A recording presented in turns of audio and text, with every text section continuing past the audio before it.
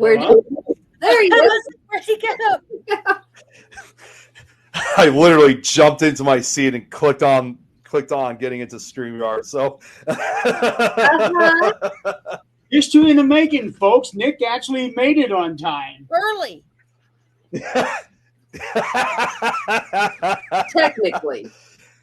Quite early. Technically, but it was also after something. It was also after what Eileen said. I needed to come on as early as quick as possible, right, Eileen? It's all comes up early for me.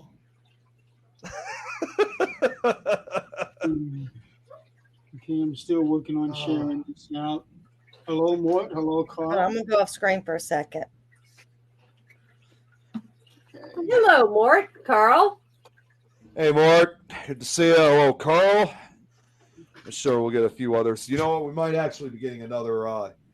Somebody was watching one of the earlier shows I was on earlier this afternoon, and she's probably going to be watching this one too. So just realized I got to share this out to her so she could check out this show because she was fascinated by the crime show that we did earlier this afternoon.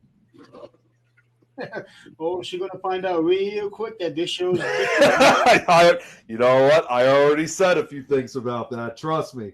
Well, I'm glad somebody got to do something today. We had a pop and no more internet. Oh no! Yeah, it just like pop. It was like I was going to try to do this outside, but a mosquito already got me. That short period I was outside, I had to come inside. They were saying in Colorado today. I think it was today or yesterday. It said Colorado had the most West Nile from the mosquitoes. Oh, really? Well, you take my mosquitoes back with you. After what happened to us back in June, I do not doubt that at all. And that was light back then. But then that pond in the backyard is not helping anything. It's I'm talking about Deerfield. Yeah, I've never seen anything like that. That was bad. I think they were very hungry and would have eaten anything in front of them because there's no people out there. Right. Yeah, and and you know what? I they never latch on to us. Yeah, I have no desire. I dealt with that there in the heat. See, I dealt with that myself a few years ago. I learned that the hard way. I think I must have been bit like over 200 times, and this was also during the height of summer, and it was hot, it was humid, so it was probably one of the worst times to go out there. And I said, unless we're going back, like it was supposedly this wooded area that supposedly was haunted, which is just like 10 minutes away from me.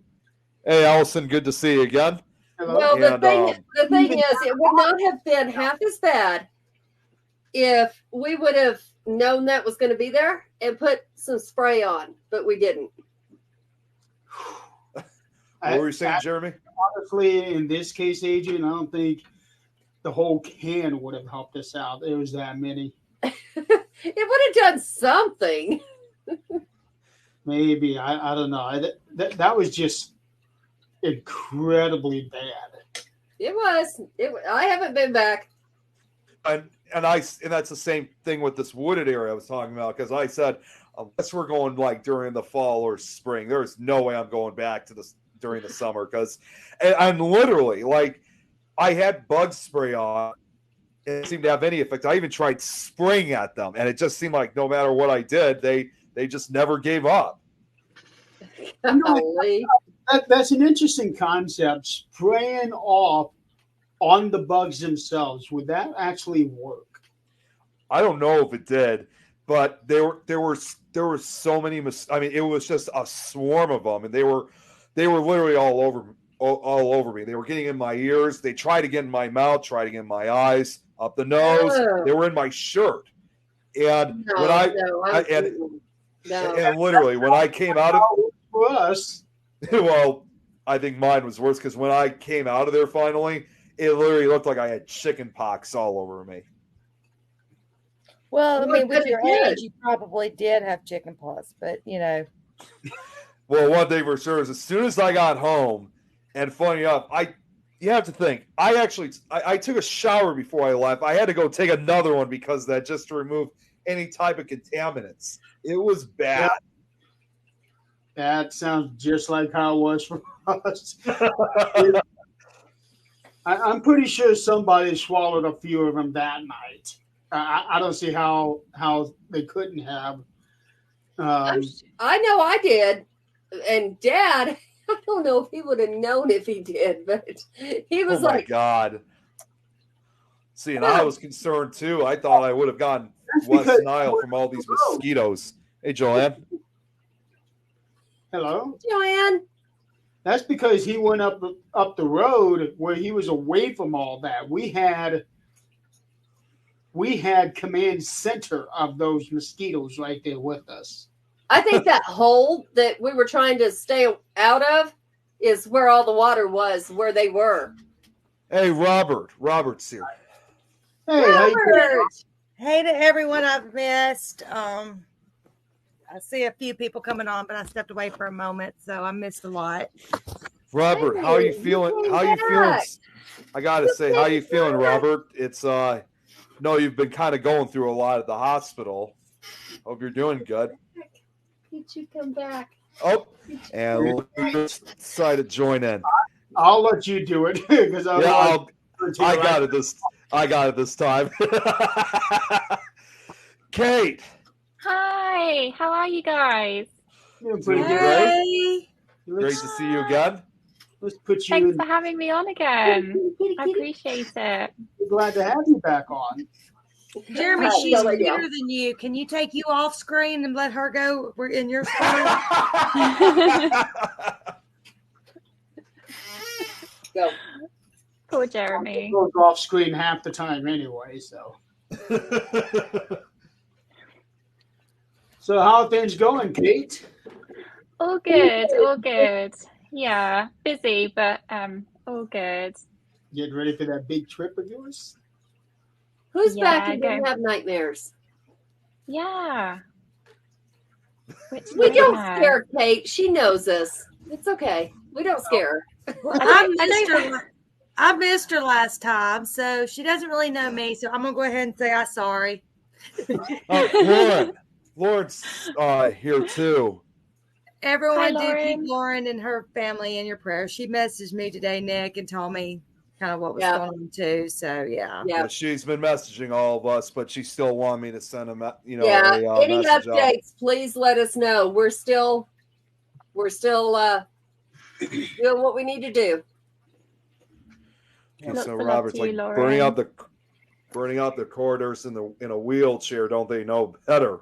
Robert, boy, don't make me get you. I completely understand that because during the latter half when I was in the hospital, that's what I was doing. I was in my wheelchair and I was going all over the place doing that. I thought Robert was supposed to be out here soon, or like today. Oh, wait. Here's an update. Good. Out of surgery. Looks like everything went okay. Good. Oh, awesome. Good. Really That's nothing. No joke. I'm telling you, those things are no joke. That was really a scare. I gotta admit, I was really getting concerned. How long? Well, I mean, I had them in my lungs and didn't even know I had them. And from there, they break off into your brain, and by then, it's a 50-50, or actually more like 20-80 that you're going to make it. So thank goodness she made it. Yeah. Toast? Huh? What the hell is Joanne talking about? Toast? Joanne, are you up there like smoking again and drinking and public safety message? What the hell? Blue alert activation. What's a blue alert? A blue alert? El Paso County charcoal SUV Lexus county plate. A blue alert here is normally something to do with police department. Oh, by 41-year-old 507/240 balding with dark hair, dark eyes. Please do not approach vehicle subject and call 911 if seen. What the hell is a blue alert? I think it's something the police are alerting you about or something. 7 days basically in bed, a way to get mobile. I'm taking it. I didn't do it. I had nothing to do with this. Leave it alone. It's legal here. Dangerous. Oh my god. Oh, Lauren just said now she was scared because her dad had the same surgery. No wonder. Okay. Yeah. Oh, there it goes off again. The TV's going off now. Okay, Blue Alert provides information about violent offenders who have killed, seriously injured, or posed an imminent and credible threat to law enforcement. Yeah, so like here, Joanne saying, do not approach. What, babe? The son of a bitch killed a cop. I figured that had something to do with a cop. Yeah. Oh, that explains. That makes a lot of sense why it's called. El Paso County, where is that? That's Colorado Springs. Isn't that close to? Where's that? Colorado Springs. Oh, Colorado Springs. If we hear Adrian scream, everybody call 911 for Colorado. If you hear me scream, there better be a shot before that because I'm going to shoot the sumbitch first. Yeah. Speaking of Colorado Springs, I did not realize this, but just outside of Colorado Springs, there is one of those maximum security prisons that I was not aware of. And one of the inmates that's in there is the guy who tried to blow up the World Trade Center back in '93. Yeah, I didn't realize how many of the famous ones are here until we went to that little jail. Yeah, I told you about that. It's involving the Supermax. That's right, Robert. He ain't making it to trial. Yeah, that's right. Yeah, but lately, and this is actually going to tie into the first thing I wanted to talk about, which Kate, I know you're going to have, because we talked about this last week. Because I have been on a serious 9/11 kick. I have too. Where did Nick go? Oh, Nick's gone. I wished him gone. McVeigh? Was it McVeigh? He wasn't. No, McVeigh was the guy who did the Oklahoma City bombing. Yeah. I'm talking about the World Trade Center bombing, where the guy blew up a truck there in the basement of, I think, the North Tower in '93. I don't remember his name though. Ramsey something. I don't know. I try not to give those people names because I don't want to give those people attention. Yep. Yeah, so, that's very true. So I've been watching a lot of videos on 9/11 and watching the documentaries and everything. And one of them was somebody who wasn't involved with 9/11, but there was a kid who was born, I want to say 4 years later. There was a kid who seems to have been a reincarnation of somebody who was on the plane. I read something about that. I saw it on TikTok today. They said something about there was different reincarnation stories, and one of them was this child. Okay, no, I'm wrong. That was not the World Trade Center. It was the Twin Towers.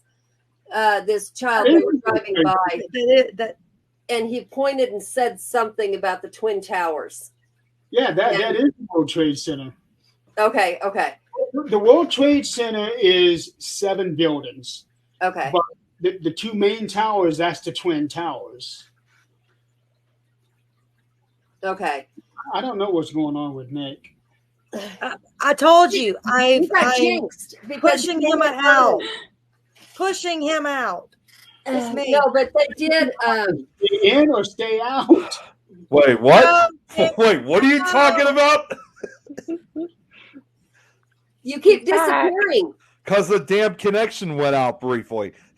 What is going on in your area today? I don't know. It just kind of went off for no reason. Are you having any storms? No, we got no storms over here. It's actually clear outside. So It must have been some kind of interruption in the connection or something, but now I'm back. Joanne said that they think that there was bombs put in the walls before 9/11. Has anybody heard that? I don't know. God, guy's name is stuff. Okay. Yeah, he's at the Supermax in Florence, Colorado. So yeah, that's the story that and I found this on Friday night, and I was thinking we were literally just talking about this, and this kid, I think when he was 5, he started talking about this and that, and it sounds like that the person he's reincarnated from was from the second plane that hit. This Really? is so sad that, Yeah. This is a new life. He should not have to carry that with him. I mean, that's like, yeah, he should have a new life. That should all be wiped. He shouldn't have to carry that.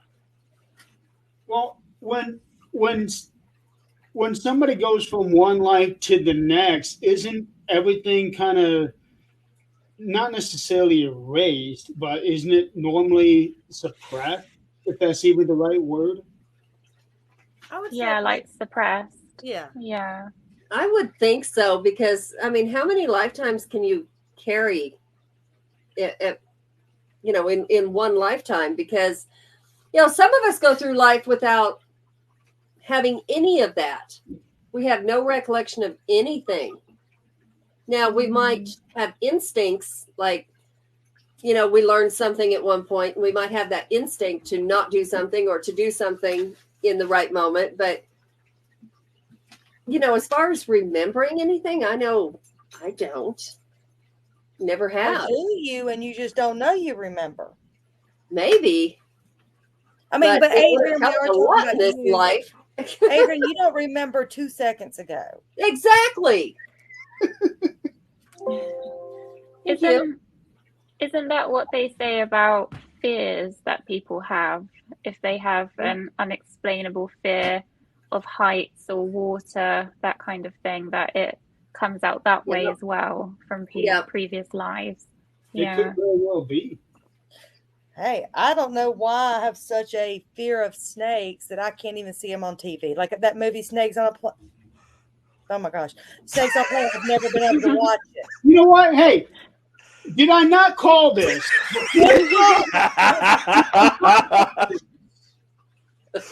we were going to have 2 Nicks. Will the real Nick Millet please stand up? Hey, that's too many of them. Nick, do you have a clone? Has somebody cloned you? I have no idea. It's one Nick too many. Actually, 2 Nicks too many. Okay. So who's also here? Brad. Backstory. A bunch of us got on. It was 15 minutes before the show. Nick was actually on before I was. Love you, Robert. Come back when you're dead. Good night, Good luck Robert. with everything. Serious, that was. Nick was on before me. He wasn't on before me. No, you didn't. You were there before me. I said he was not on before me. Yeah. So when Adrian came on, she was like, "Oh no, Nick is here." So I just jumped right into it. No, that's just the ghost of Nick. He's going to be here until the real Nick gets here. We're going to have 2 Nicks on the show with a real Nick and me late. Ghost Nick. That's exactly what happened. Yeah. Oh, shit. What the hell? Hey. What? Oh, my God. No. What happened, Nick? Damn. Oh, you guys can see me? Okay, I thought for a second that the screen just went off. Just fine. I was about to say, do we need a mute Nick? Oh, damn it. I would send him another roach picture. No, it was what just happened was the screen just went black and it said no signal. I'm thinking, oh no.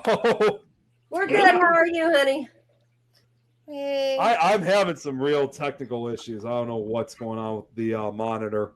Nothing on this end. I don't know what's going on that end. Holy I cannot believe you guys heard that. I thought I was all by myself.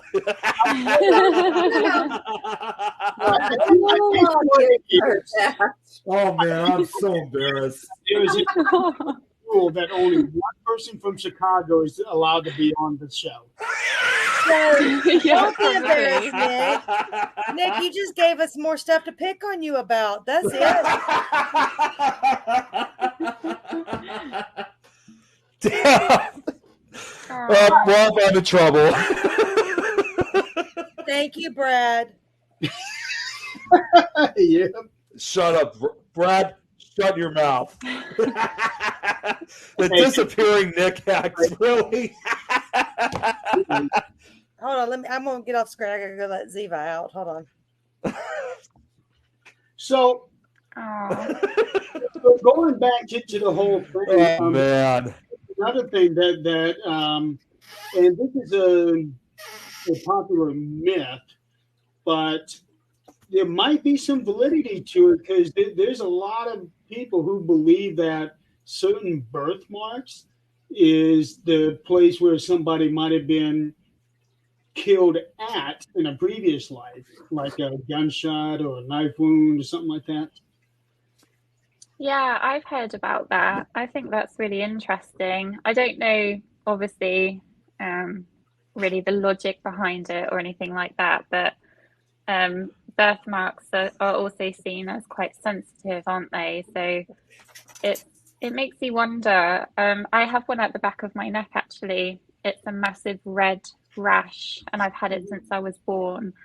And I'm very cautious about my neck. I don't wear scarves or anything like that because I don't like things around my neck.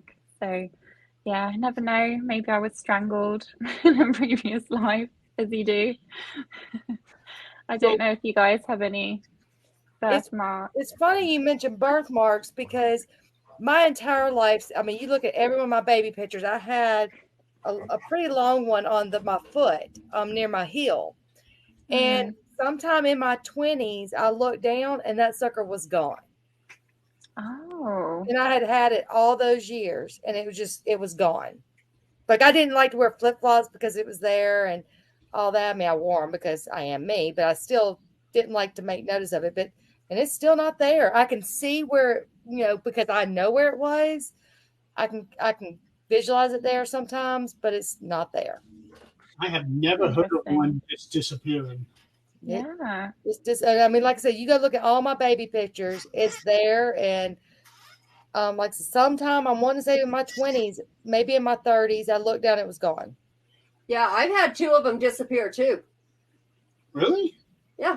I mean, they were like one was on my foot. It was really strange because we're not going to go into that because some people on the show don't know me and we're not going to get that crazy. But I had one on my foot that was dark. It was like a freckle. And then it was gone. And then I have one on the inside of my thigh that it's pretty good size. It's like bigger than a pencil eraser. And it looks like a mole, but it's not. It's just kind of a discoloration. And used to when I go like swimming in the lake, I have no problem with lakes. Little fish would come up and try to bite right there because it was just something different, I guess. But for those who do elf bars, mine was like the size of the mouthpiece of an elf bar and even shaped like that. Wow. Yeah, all my kids have the red birthmark on the back of their neck. We used to call them stork bites. Oh, interesting. I've never heard that term. Yeah, I don't know where it came from, but yeah, just stork bites. And then I don't know if I have it or not. But then, of course, I was born with a hair lip, so my lip was it wasn't closed when I was born. So they still not, but go ahead. So about 3 months, I was 3 months old when they closed it up. I didn't have the cleft palate, but I guess that's not really a birthmark. That's more of a birth defect than a mark. Sure. But it's if that's true, I don't know what could have happened I guess a gunshot to your thigh might hit the artery where you'd bleed out, maybe like in the Western days or something like that. But, I don't know. That's something that I know in the Wiccan religion, they believe that, very important. Yeah, I've had that in the Wiccan. Yeah. I've had my past life read a couple of times by different people that didn't know me. And of course, none of it was the same. But, who knows? That's interesting. I try to live this life. Yeah. What about you, Nick? He probably can't hear. Nick is frozen already. He doesn't look. He has his earphones on. He's having so much problems tonight. That's not normal. This is not typical of Nick. That's my job to be in and out. It's because my cravings was French fries. Her birthmark was a French fry. Oh my gosh. I always felt like I was a male since I was a little girl. I can actually relate to that just because I'm kind of tomboyish. I want to prove, what that women can do, anything a guy can do, which I know now in my old age, no, you can't, because when you try to do that, you break your body down and later you pay for it. But, I do understand that there's times I want to dress frilly and other times I'm just like t-shirt, jeans, I'm good. Now, the thing that's crazy about the birthmarks, because so far the two that we talked about that are now gone are at a place where they could have been just rubbed away. I've never heard of them rubbed away. That's the thing, especially in my case, 20, 30 years. Yeah. I guess I noticed mine being gone about 39 years old. So I've never had one. So the three of you can fill me in on this. Does the skin texture feel different? No, not on the one that's gone. No, but on the birthmark on my thigh, yes. What about you, Kate? I can't see it. Obviously, everybody can see it because it's very, very red. It's a massive rash on the back. It doesn't feel any different. It does get a bit hot sometimes. If you run your finger across it, does it feel different to your finger than the rest of your skin? Both of y'all. Just more sensitive. It really doesn't. But it's funny because as a baby, when you have no hair, or you have your hair up, if your blood pressure is high or the baby's crying or whatever, it gets redder. You can see it a lot better. Yeah, that's so true. Yeah. All right, I see everyone saying that I'm frozen. I had to switch my laptop because I was getting so frustrated. Oh, no. I had to switch computers, so I just need to know. You your laptop while you were off camera, right? And you're done with that. Yeah. So my question is, how's this? I think the problem was, like I said earlier, there was something. Like I said before, earlier there was something going on with the connection. And I think that must have screwed up the system. So that's when I just realized I can't be doing this like every 5 minutes. Yeah, I was getting whiplash. And also while I was waiting to reboot the laptop, I decided to go on the YouTube live and rewind to that part where I had my frustration. Oh, no. So, Kate, I didn't get to meet you last time. Where are you from? So I'm from the UK. I'm from a very small city. It's called Norwich. It's on the east coast. It's the little bump that sticks out in the east of England. But I've lived in quite a few countries. So I moved to Spain and then I moved to Italy. I lived in Italy for like 5 years, I think. because my husband's Italian, and then we moved to Germany for 5 years, and now we're in the States in Illinois, or Illinois. Illinois, come on! Come on! Well, I mean, you don't think about it over there, because my son would travel over there, and you don't think about how here it takes forever to get even from one side to the other. There, it's not a lot of. I mean, it can take hours, but it's you can jump around from country to country easily. Oh yeah, yeah. I mean, when we were staying in Germany, my sister lives in Holland, and 3-hour drive, and I was in Holland. You know, it's so easy to travel around Europe, and it's so funny how Americans view time in cars traveling so differently to what a European or a British person thinks. You know, like half an hour, 1 hour is quite a big drive for us. Whereas for you guys, that's just going to the grocery store. You know, it's I gotta ask, oh my gosh. I gotta ask this actually when it comes to driving, because I heard like a country like Germany, is it true like their cars, like they drive like over 100 miles an hour over there? Because I remember hearing they still do that. Okay.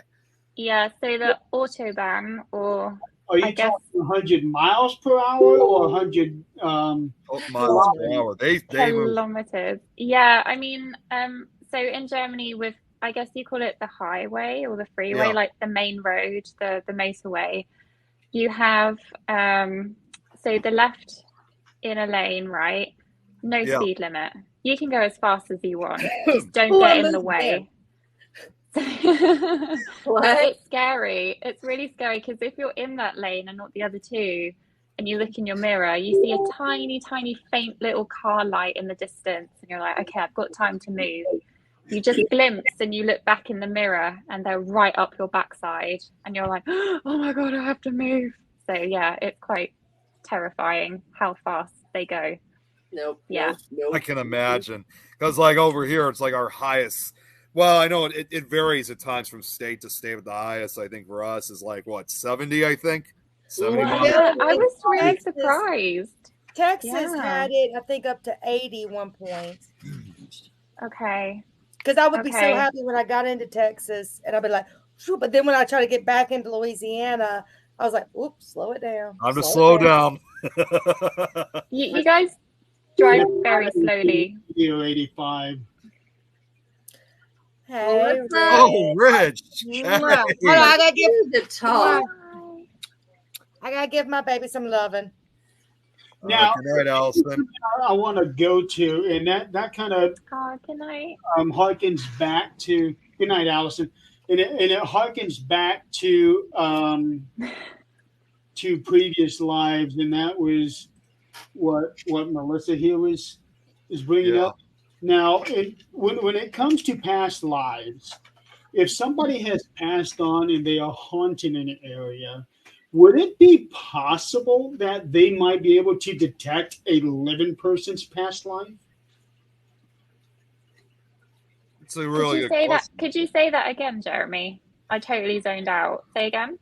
Would it be possible for somebody who has already passed on, so we're somewhere, we're investigating and we're doing an EVP session, could that spirit be able to detect a living person's past life? Oh, that's a good question.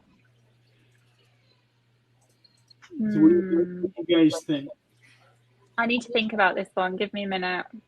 That would depend on. That would depend on. Okay, yes, we're energy. So when we pass on, we are energy. If the same energy is, the same ball of energy is reincarnated into something else, then how much of that, do we carry? And when we pass on, how much do we see and understand would be the question. If we can see and understand all energy and see and understand, everything past what all we can understand is what we see. But if we can see past that, I would say, then they could see your past lives, connect with your past person, people, whatever the case might be, maybe they knew you.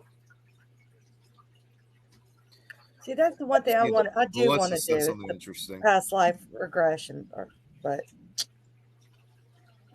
I'm scared in the same token. That's Finding interesting. I'd somebody like to see good. a picture of her. Yeah, you look like I have to see a picture. That's interesting. Do I have a doppelganger? Okay. We all have someone somewhere. Yep. That's Hey, very at least sweet. yours is not on the cover of a porn DVD. Oh no, that sounds horrific. Got a phone call from my best friend. She's like, "You've got to come up here." I was like, "For what?" I had to look at it 20 times to make sure it wasn't me. No. That's I so remember horrible. that story. Oh, thank you. Thank you, Busting out Melissa.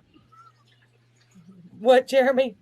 I remember when you first told me that story, I was just busting out laughing. I'll be honest. Of course, I had to buy it because, and then she didn't look like me when you started watching it. But yeah, on the cover, she looked just like me. Oh God! Wait, Aww. Did she look like when you were 24? She looked like Adrian when I had to watch it. I think I got Adrian's home film. So, about the topic, I was watching the show Paranormal in History the other day, and there was a lady talking about every time she goes investigating, there's always a spirit that comes through. He's a man, and he insists that she was his wife. Oh. And he keeps trying to talk to her, and apparently they had 5 children together. Apparently she murdered him to get away from him. So it was just this whole story, and it made me think, is it possible that spirits can come to you and see your past life, or is it inherent memory as well? So she could have been an ancestor, and that soul or memory is like passed down, or even it's all in her memory stored in there, and the spirit is actually her subconscious getting in contact with her. So it's not spiritual or paranormal at all, but to do with the brain and inherent memory. I don't know. There's so many questions, so many doubts. Yeah. It's very interesting, though. And the more we answer, the more questions we come up with. Yep. Yeah. Every answer leads to another question. It does. It does. And it's so strange. Yeah. That would be scary for that lady. If that's the truth, that she really did that just to be able to get away from him. And now he follows her in this life. That's quite scary. Yeah. Yeah, it did sound very scary. Tom basically just wrote something, and I know this story all too well. He had a friend of his that died on his couch, and his energy should still be there. Oh my gosh. Like an attachment then. No. Yep. No. Yeah, he's told me that story before. Do you feel your friend there? Would this be the one that he had that secret code from 11 years ago with? That I'm not sure. Because I remember Tom talked about a secret password that he and his friend would have. Yep. I wonder if that's the one. It's kind of hard to say, because I never really heard. At least for me, I haven't heard of a secret code. Oh, he told that story. He told that story. Okay, he does feel him. I remember him telling that story to us, but that's like Denny. We have a understanding that I'm going to know it's him when it happens, that I'll know it's him because there's nobody left to tell me that he's gone. So besides the fact that I talk to him every day and I won't see him online, but, Zach teases all the time. He says, you're going to have so many damn men in our bedroom that are not living by the time we're done. Talking about Zach, no need to be jealous of any ghost. I've heard after you die, your brain is still active for so long. I forgot how long. That you still see things, like you're not fully past. Any thoughts on that? I've heard that you can hear for a very long time after you've passed, right? There's still, I think, a good 5-10 minutes where you can still hear when your body's shutting down. I'm not sure about seeing, though. I say it probably depends on what part of your brain is active. We actually have a friend looking into that, and she's into the science side of it, and she is actually doing experiments like that. She used to be a mortician, or she used to go pick them up. I don't guess that's the mortician side of it. But sounds like the coroner. There we go. Coroner, yeah. Yeah, and she's got stories, and one of the stories that has always stuck with me is she picked up this child that had an autopsy done, it had been gone a week, and it had an autopsy done. Then she went to pick it up to take it to wherever it needed to go for the funeral, and it started crying. Really? She's looking at this child. It is crying, and it has tears and making sounds. Oh my gosh. Wow. And it's been autopsied. Dead for over a week. That would be extremely unsettling. I just can't imagine ever going back to work after that. I just can't. No, absolutely not. Now, that was maybe him trying to, I don't know, like trying to get back into his body or something. That's possible, or could it be that was so traumatic for her that that's what she saw? I mean, I've tried to think of everything.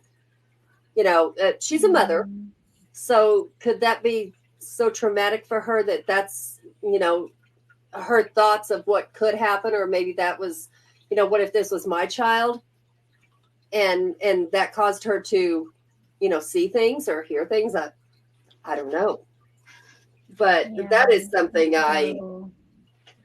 And she has a few stories like that, not children, but. So, Kate, how many of your past lives do you remember?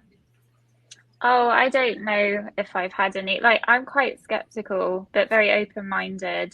So I haven't really delved into that side of things, really. I've just had a few unexplained experiences that have happened, particularly to my dad, because he's quite sensitive, I guess. He has a lot of dreams and just a lot of things that happen to him, like coincidences that you think, oh, maybe it's something a bit more than that. I can tell you one story if you like. It's related to my grandmother, which is his mum, who passed just a few years ago. So my dad has quite a lot of high pressure in his eyes, and he has glaucoma, so he constantly needs to have checkups, to check the pressure and everything. And he's been doing this for about 10-12 years now, and his eyes have always been like 24 and 16, and the pressure is like really, really up and down. And my dad had a checkup the day after his mum passed, just by coincidence.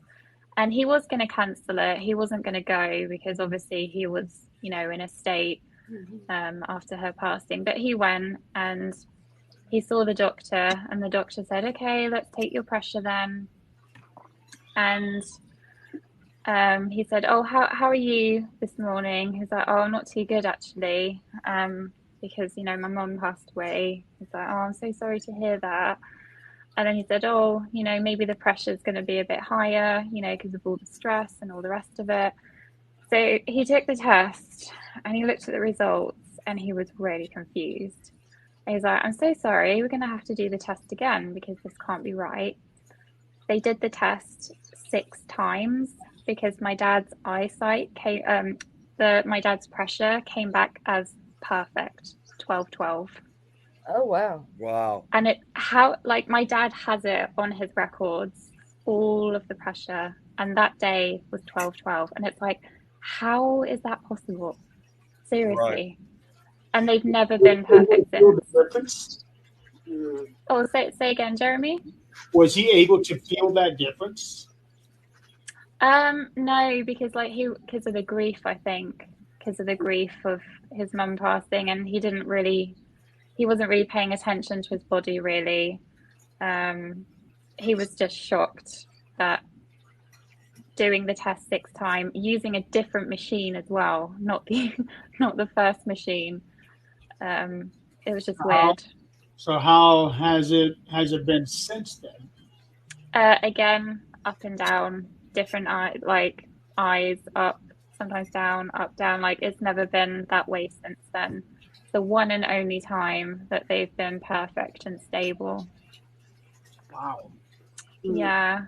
Pretty neat. I had to get him to take a screenshot for me of his record so that you guys can see like the statistics of it and how that one day it came back as perfect. Yeah, so it's very unexpected. Even I can't explain that. Is it paranormal? I don't know. Was it his mum telling him, giving him a sign? We don't know, but it's very, very odd for that to happen. I'm not sure I would say that would be anything paranormal because it's more of the biology of your body.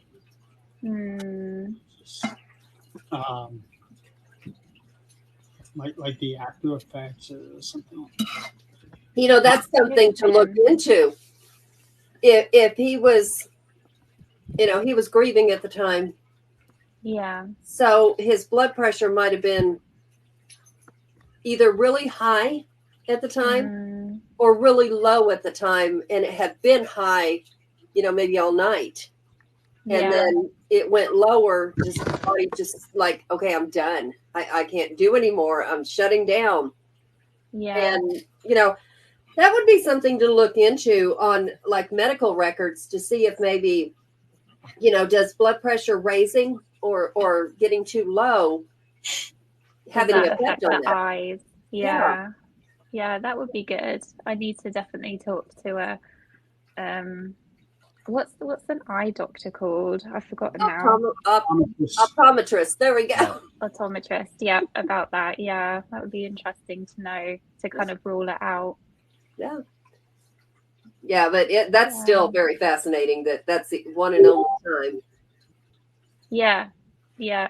Totally baffled everybody. We're just like, what? That's not right. The machine must be broken. Mm-hmm. Which is also a possibility. Right. Maybe it was broken. Both of them. Well, fun, Zach. Going back for his hockey. Oh, nice. I didn't even know Zach watches hockey. Adrian. Sweetheart. Her name is Ilene.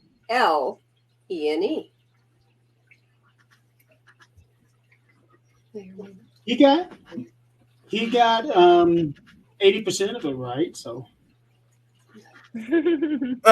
Yeah. Let's feel lucky. I don't have to listen to it. Hockey even came on because hockey's on. And when we were dating, he says, when hockey's on, Zach is gone. I said, oh, yeah?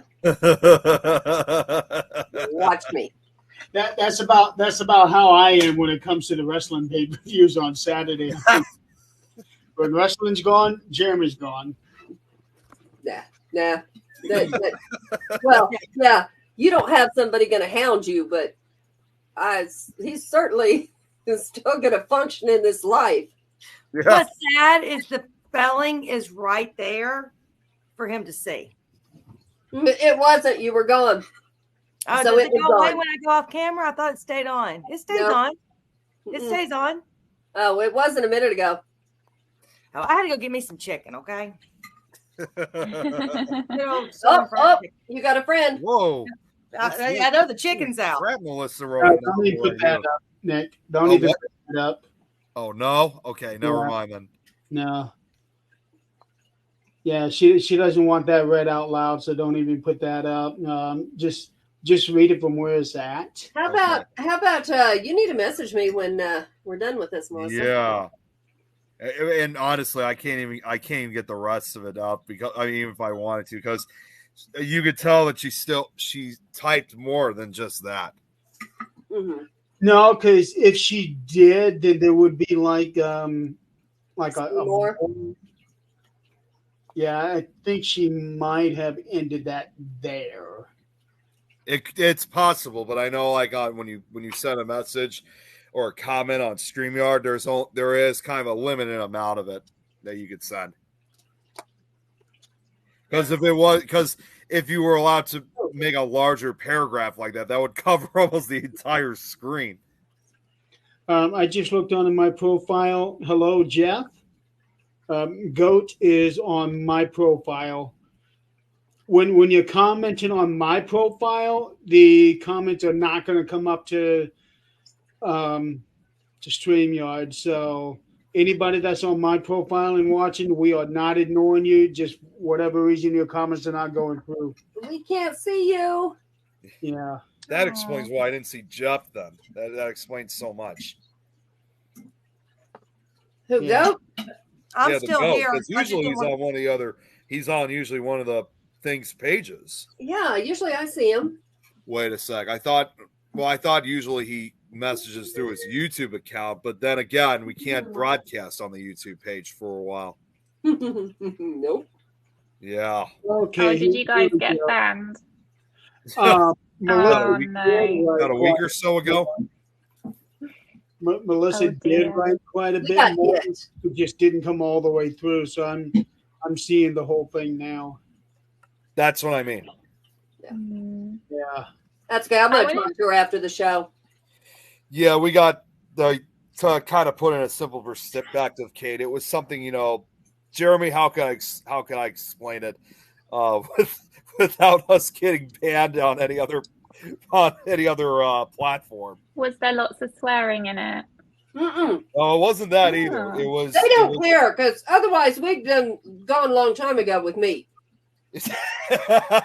No, it was actually, certain comments, I guess, about COVID-19. If I'm correct, Jeremy.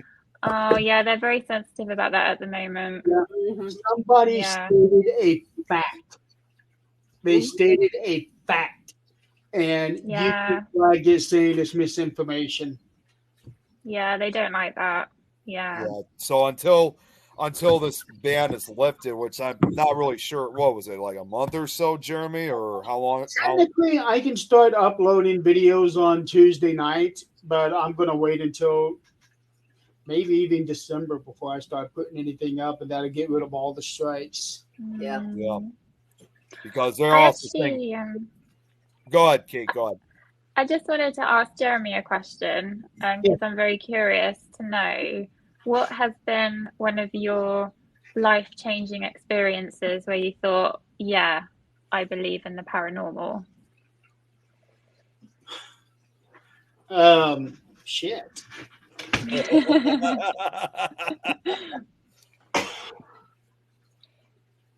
You can take your time, don't worry. Really, I don't know if I can really narrow it down to a single event. Nothing that was major, unless I would count an experience that I had at Waverly, where I was doing my dog whistle experiment and something actually tried to manifest itself in front of me. Oh, wow. What did it look like? Honestly, it almost looked like an Oscar trophy. It looked like what? A trophy? No, not a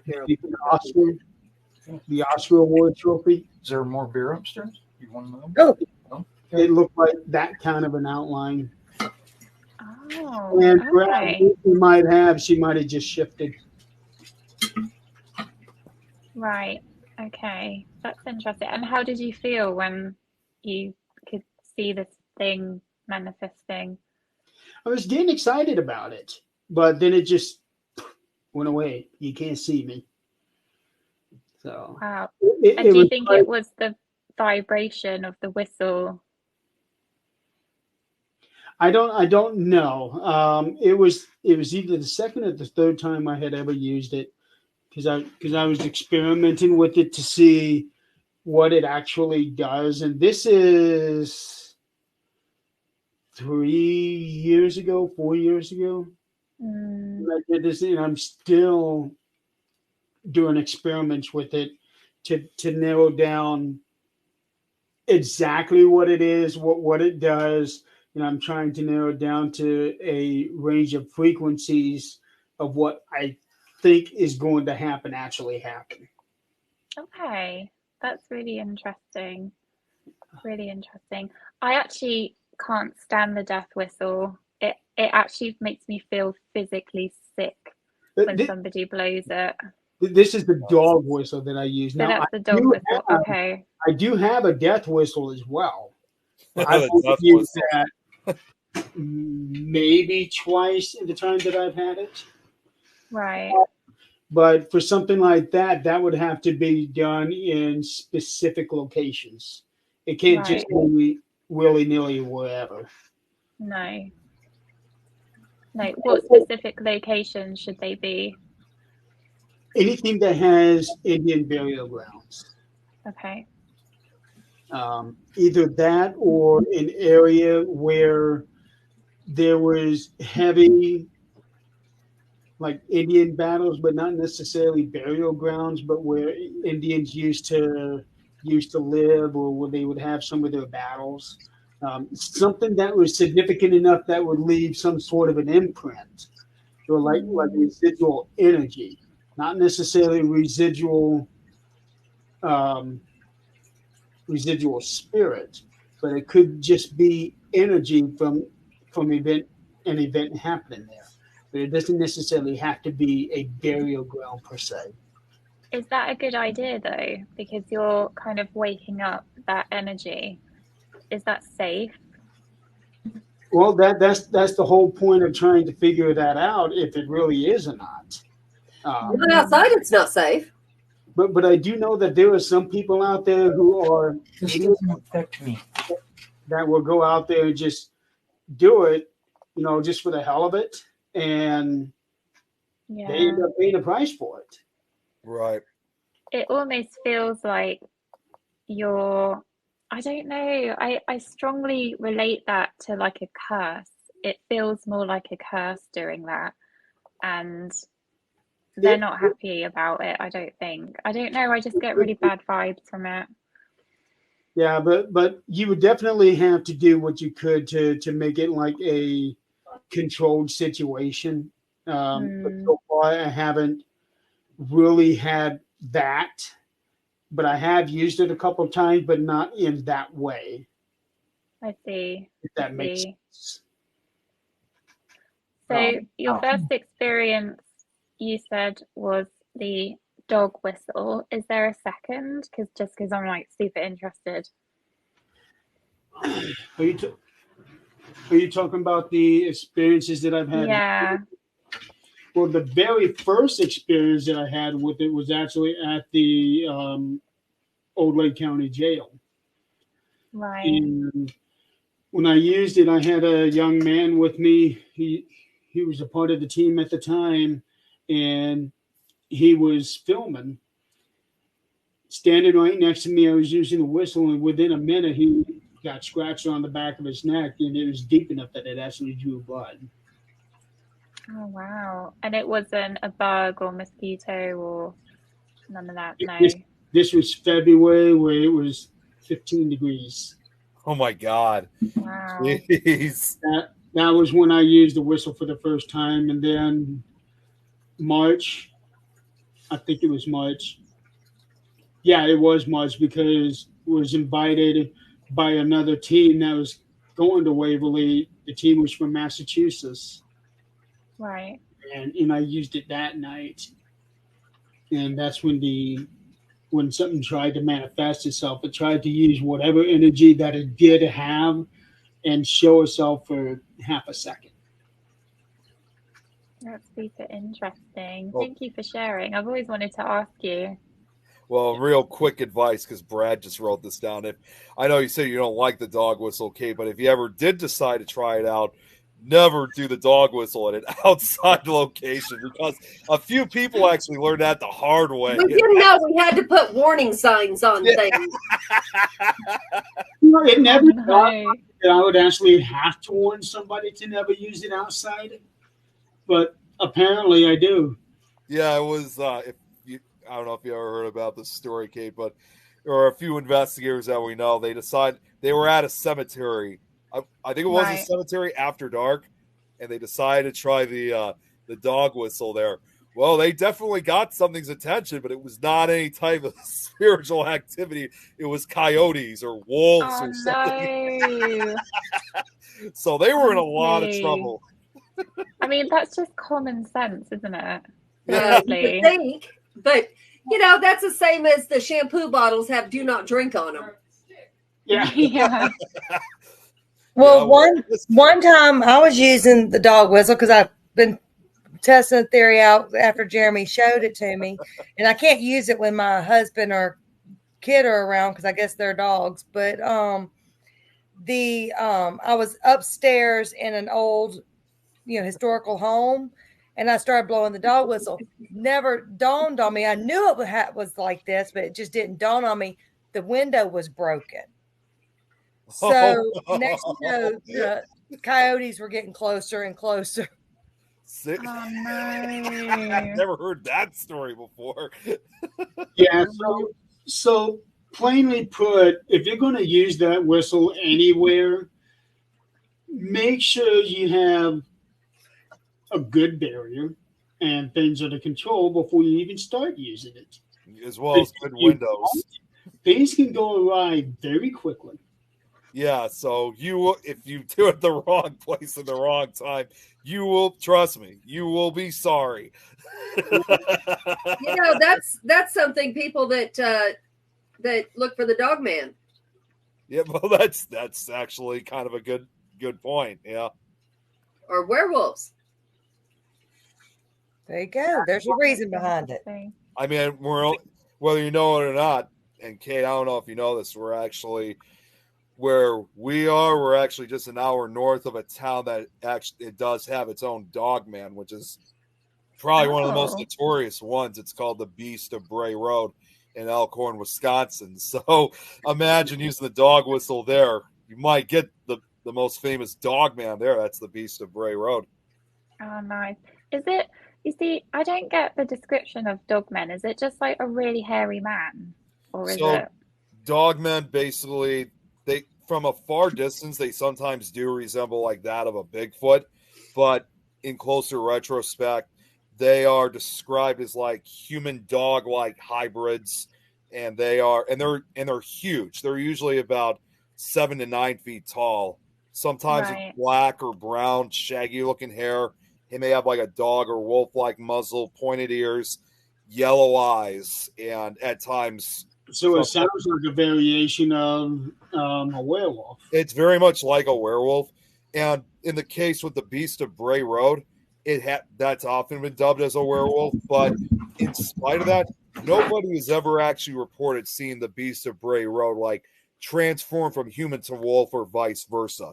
But it's often labeled as a werewolf. So, and at times too, at least as far as I know, they're said to be extremely aggressive in nature, kind of territorial, and they are said to be very intelligent, and they make like the typical wolf like noises, but sometimes it does have like a human sound to it.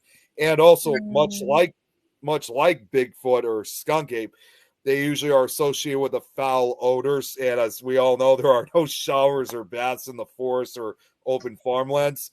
So unfortunately these creatures smell very, very bad. So it can cause confusion for a cryptid because people are thinking that they're more likely encountering a Bigfoot when that's not always the case. Dogmen have some of that similar characteristics to a Bigfoot. Yeah. Oh, that's good to know.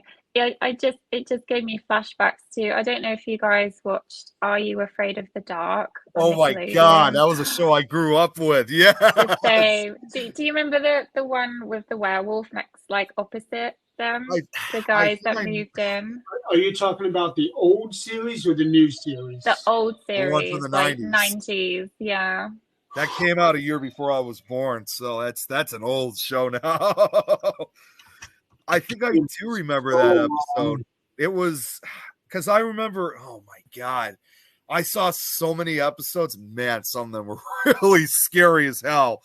I think I did see that one. My friend Don, he's been starting to show me those old episodes of Are You Afraid of the Dark? So I wouldn't think be the they're least. all on YouTube. I think I you think can they actually are. find them on YouTube. Yeah, I love them. I mean, when I look back, I was 5, 6, 7 when I was watching these shows, and they're actually really, really quite scary. But I was about yeah, the same age too. They scared the yeah, hell out of me. I mean, I'm not gonna lie. That along with, because this came out and ran around the same time too.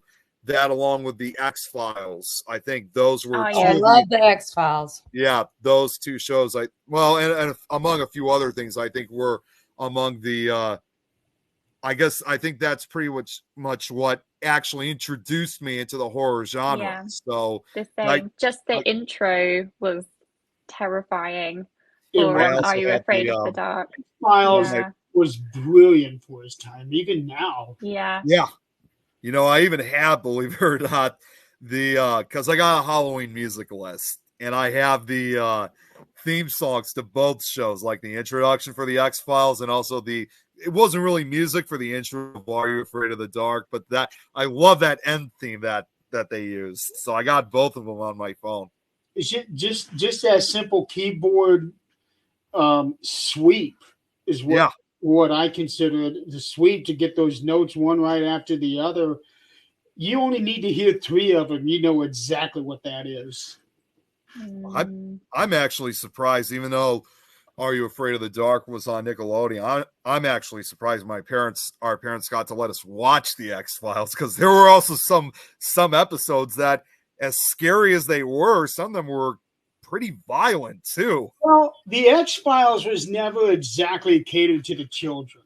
No, it wasn't. Yeah. It wasn't. That's why I'm surprised they got to let us watch it. Yeah. But yeah, my parents also let me watch Jurassic Park when I was like 4 or 5. So I wouldn't sit in a car after that. I was terrified. You wouldn't go into a what do you call it, like a porta potty or outhouse. Right. Oh No. yeah. Yeah, that was like questionable. It was like me after Nightmare on Elm Street. I could not. I had a water bed. I could not sleep in my water bed. Could not sleep there. Do they even make water beds anymore? Me for life. But you got to admit, that was an excellent effect that they did with that movie. Yeah.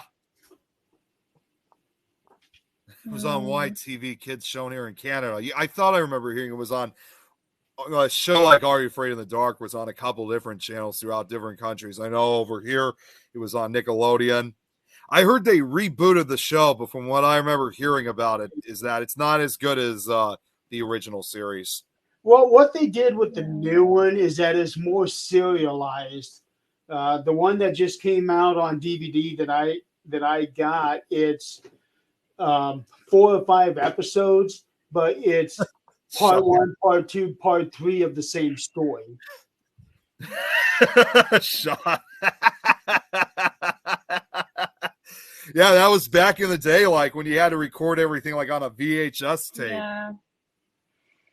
Been there.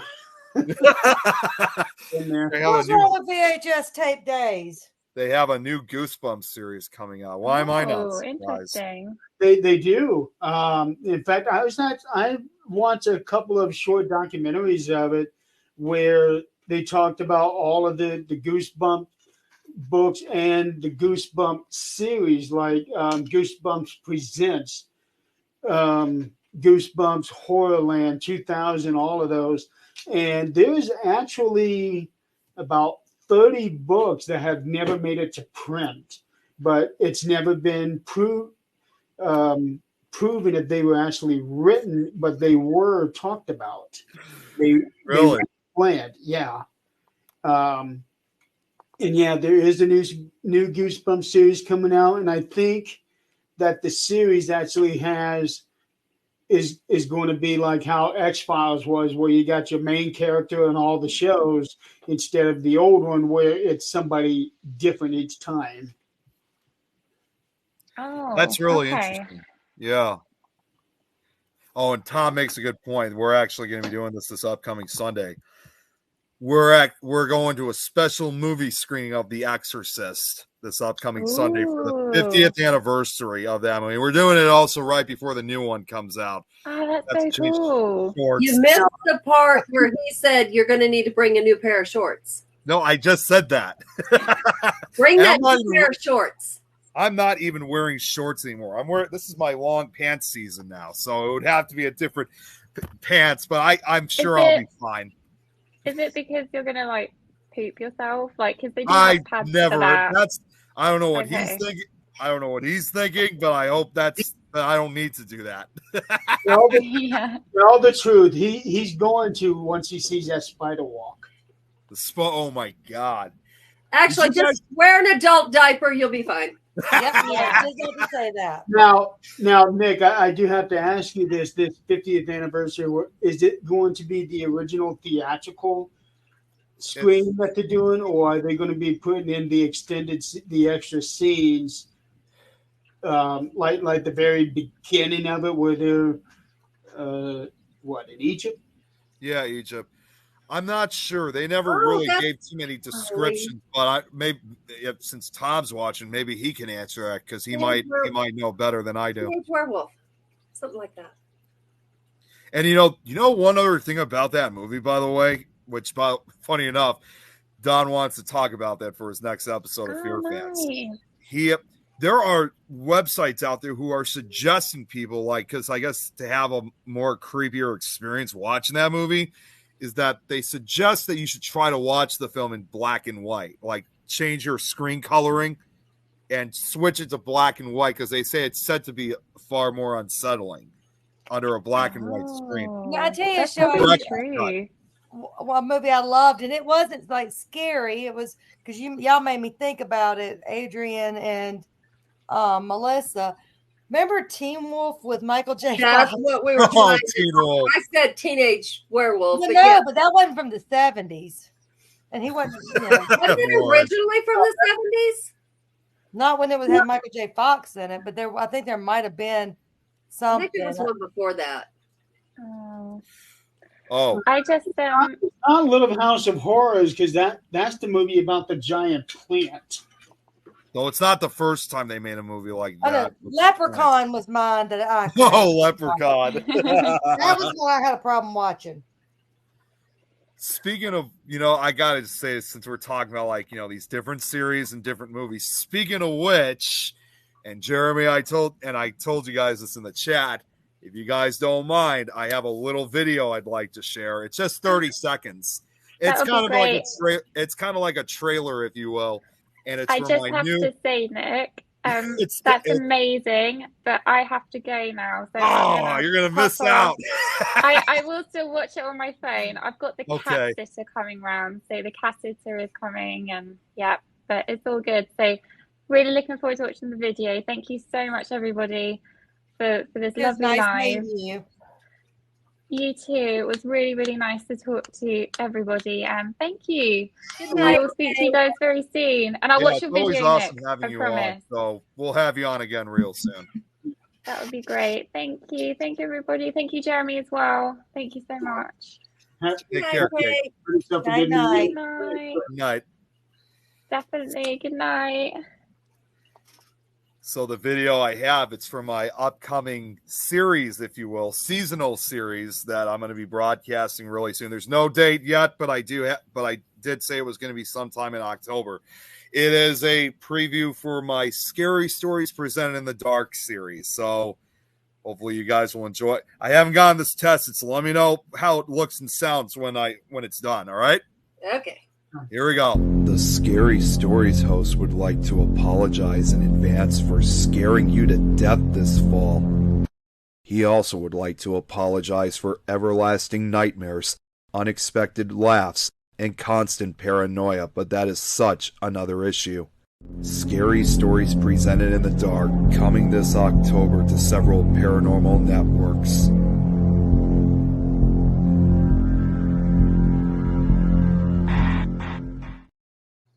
I like that. Like it. Awesome. Glad you guys liked it. That is cute. I didn't feel like that was 30 seconds long. Let's say It was 30 seconds. Yeah. It says even on the duration. I know, but it didn't seem like it was even that long. Yeah, You were so intrigued by it. That's why. Yeah. That is too cute. I can't wait to see the whole series. I liked it. It's more of listening than anything else because, like I said, it's going to be all the audiobooks that I'm going to be presenting.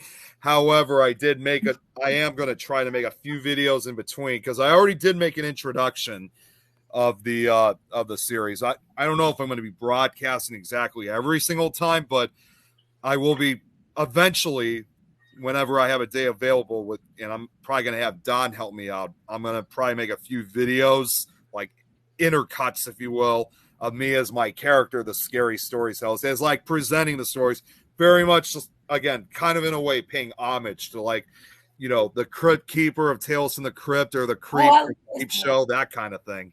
Alfred Hitchcock and like all those Twilight Zone with Rod Sterling. I'm kind of doing that same thing, but I don't know. I got to come up exactly with some good lines to use for my character. Okay, I know you and I spoke before, and you know, I hate my voice, but how long are the stories that people have to do? So not have to, but you know, I actually have, like, the one that I worked on last year. We worked on last year. I have it right here, as a matter of fact. And most of these stories, I think we're like 2-3 minutes long, at the most. But also that's because I did the editing myself. Like, if there were spaces that were unnecessary to keep.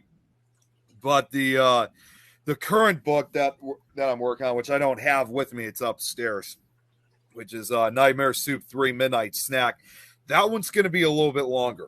It's going to be because the stories are a little bit longer than the first one. Like in the first book, they were only like 2, maybe 3 pages at the most.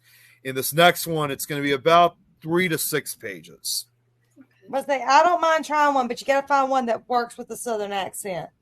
I have a few with Southern accents that are going to be part of this. My sister, who is also Southern, made a point to say I need to lose my Southern accent. See, the longest story that I've recorded myself, by the way, speaking of which, because that was the first time that I kind of created a collaboration between different paranormal hosts. Because before that, the other audiobooks I did was just me. The longest one that I've done so far, and it's going to sound hard to believe, is about a 40-minute audio recording. But I can't read that long. Well, what I did with these stories, like I normally would, I added sound effects and music so it would sound, scary and entertaining. I didn't want it to just be me talking, but the recording process, oh my God, it was torture because it was like a 20-page story I had to read, and I had to record like 2 hours of audio because, like, when you record these stories, sometimes you mess up on a word or you got to restart something. And I was able to get the first hour recorded. Then I had to get the second one, which I tried going a little bit fast as I could because I didn't want to spend all night. And when I say it was tortured, not only did I have to start it, but just as I was about to finish up, as I pressed stop, I had to move my laptop at one point. And I had my cordless keyboard, and I accidentally pressed the escape button. Oh, and no. I lost thank God it wasn't all of it, but I lost that second half of the recording, and I cannot even tell you how mad I was that I had to start. You don't have an undo button? No, because it wasn't added. It wasn't named. So this was on Movie Maker that I was using. I might have you some extra people that's never done it before. If you hit me up, I might can find you some people.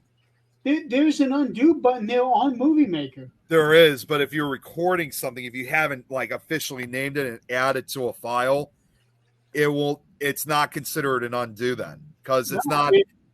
Anything you got to save. You got to save. It'll undo whatever you've done. Well, no, it's also because I didn't save the recording. That's the other. It doesn't matter if you save it or not. You use that button. Too late now, Jeremy. Yeah, you redid it. Either way, it was gone. So I had to basically go all the way back to where I started. Like for the second half, and I had to record another hour with that. So but I'm not. And this time I got it successfully. I might have some other Southern redneck that'll talk to you or do it, and I might have a semi-Northern redneck. One of the participants that I was going to have come back because he was just so good was. If you tell me, David, I promise you I'll knock your teeth out. Well, you know what? You got that correct. But here's the thing, he was all for it, and I sent the list, but then after that, I didn't hear him for a couple days. So after a week or so, I had to message him, saying, hey, just so you know, these stories are going. If you want to be part of it, I sent him an updated list, and I still haven't heard from him. So I'm not. Well, no, he's been in and out of the hospital for almost the past year. Yeah. Well, yeah, I mean that was before him now. I can't keep up. I told him he needs to do a return to sender spell. Sender spell. He literally came here. We were doing an investigation at a location in the Delta. Something came across the spirit box. I don't remember what it was, and we're trying to find our recordings of it. And it was to the point he had left to go back to Vicksburg. It was the last time he was here. He had left to go back to Vicksburg. It bothered us so much that we picked up the phone, or I picked up the phone. I called him to make sure he was okay. He's like, I'm fine. I was like, look, whatever it said, I told him about it. He says, I'm okay. I was like, okay. He left Mississippi. This was when he got his divorce. He left Mississippi, went to that Paracon. And that's when his appendix busted, but they didn't say that, or bursted, but that's when they didn't say that's what was going on. So then it ended up getting there, and then they didn't take it all out. And I mean, this has been an ongoing issue ever since he left Mississippi. I told him it was his way that it means that he's supposed to come back to Mississippi.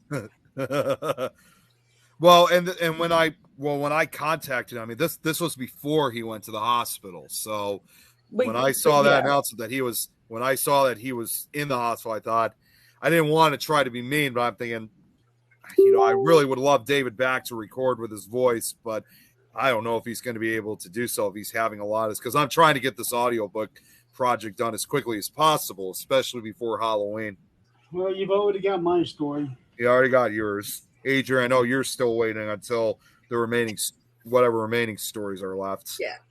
So, but I've also been getting a number, even though I got a few people coming back, I'm trying to get some new faces involved, like either those that didn't get to have the opportunity to do it last year or podcast hosts that I discovered earlier this year. So I'd like to try to give it a shot with some new people that didn't get to have that opportunity last year. I mean, mine's got to have something about a creek and about some catfish and some dueling badgers. An outhouse. An outhouse out back. And another person who did a really good job last year was Tom. Yeah. He was really good at it. Trying to think of who else. And then Matt Grant, he was good as well because he's done narrations like that in the past. He was probably the most professional reader without actually being a professional audio narrator. Well, and he used to be part of that website, Chilling Tales for Dark Night. So he's had a history of doing a few scary stories. So he was supposed to reach out to me earlier this week because because he was also among one of the other few that I offered to be part of this again. Unfortunately, first off, he never did. And I get it. He's probably just very busy. But I never even told you guys this earlier this week and last week. In fact, after we did the last Supernatural Talk show, I ended up getting sick. I was sick for a couple days. That's because you missed me. We know. It doesn't matter where you live. If you do a story, you can do it right from your living room. Yeah, it doesn't matter, Lauren. Can you record from your cell phone? Yeah, you can record through your phone because it's meant to be audio recorded. But yeah, send me something. Let me know. But it's got to be okay with the country accent. I can't. I can't. I can tell you another example. I mean, Kat Hobson was part of it last year too, and she's from nearby Alabama. So my goal when I make these, when my goal was last year too, well, an additional part of the goal was I want to basically make this like a diverse type of project where you have different accents, from people from different areas of the country as well as other countries taking part in it. So we had a few Southern accents. You got to be careful with that, Nick, is making sure that people are going to be able to understand. Yeah, that is true. Because I know there were some that were a little bit hard to understand. I can understand it, but I know not everyone can. There was one last year that was particularly hard for me to. I think I know which one. Yeah. I think I know exactly. I'm not going to say who it is because I don't want to make it look like we're insulting them, but I know exactly who you're talking about. Melissa, if I'd have been closer, I'd have gone to that graveyard. I enjoy going to cemeteries. Melissa, where are you? She's in Canada, I believe. Oh, okay. Well, you got Joanne. Well, like I said, Matt Grant, he's also from Canada too. I don't know what part of Canada everybody's from. I think she's in Ontario, Toronto. Yeah. Matt is in Nova Scotia.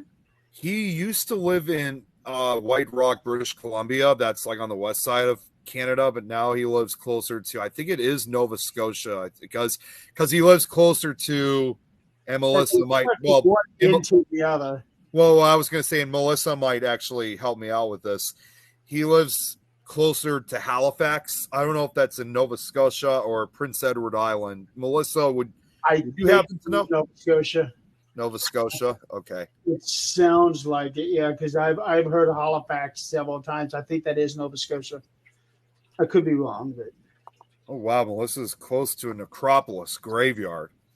It's an inappropriate name for it. Yeah. I'm actually looking it up right now. Yeah, it's in Nova Scotia. You're right. Yeah. So he basically went from west to east. That there's a big cultural difference for him. Yeah. I mean, go ahead. Come next week, I'll have after the 5th. Starting the 5th. Up until the 20 or that following, whatever that Tuesday is or that Monday before Halloween is, I'll be freed back up, and then I'm back busy that week of Halloween, and then I should be in my new house by November 30th. That's why my house is a wreck because we're still packing. Okay, that'll be the 24th, the Tuesday before Halloween. Yeah. And you're numbered, Eileen. Would you say starting the 5th? Starting up until that Monday, so that 23rd, because I'm going to probably drive to Meridian to ride to Alabama with. We're going to Fairhope. Okay, because the 5th is on Thursday. Anybody want to tell me why my phone is possessed? What do you mean? Because it's your phone. I can't see it. It's kind of bright on your side. Of course it is. Oh, anyway, I tried to type something, and now it's going like delete back, delete back, delete back, delete back, and it won't stop. It's possessed. It's just because it's back and forth, back and forth. Wow. Clean your front plate. Clean the screen, yeah. I say, would that be called a screen? Hi, Rich. Hey, sweetheart. Oh, now it writes numbers. Yeah, that's great. Hey, I will find out. So the joke was we were supposed to go to Fairhope, I believe it is, back in 2020. But then, of course, COVID hit. hey, Rich. And during the tour my company was doing, during the tour, they heard that there was a floor in a room that's extremely haunted. Well, the rest of the managers and maintenance crew, it's the whole staff, I should say, is staying in a totally different section of the resort. And they said they were going to book me the room there if I didn't have a problem walking because they knew I'd prefer to be in the haunted area. I don't know if they did that since we're just not doing it this year or not, if they got me that room. So if they did, I will not be able to be online, much on Thursday. I won't be able to be on the podcast. But if they did, I might jump on and let y'all read the room just in case. That'd be nice. So the next 3 weeks will be questionable for you then. Well, no, this coming Thursday, I should be fine because I'll be in. Okay, hold on. What day is you said the Next okay, Thursday is the 5th. There's a couple of days I'll be in budget boot camp because budgets will be finalized by then. Funny how you would call it boot camp. I was gonna say you're going to boot camp. You better be prepared. Boot camp because all the managers get together in my region and we start doing our budgets together, but we have to work on them individually, so they have to be pretty much done, and it's the finalizing of the budget. And then So it's so what point did they start yelling at you in your face? I was gonna say I can imagine. Can you imagine Eileen being in boot camp? Well, afterwards, it's so stressful during budget week or budget month. And so when we finalize it, we go out for drinks and food. The whole, all the managers and my regional go out for drinks and food. And we're going to this really nice steak restaurant. And last time, one of the managers got a cowboy steak. So we all swear, and we got some escargot, and also we swear we're going to get it this year. I mean, is that going to be right around the time when eventually you'll get yelled at by a drill sergeant?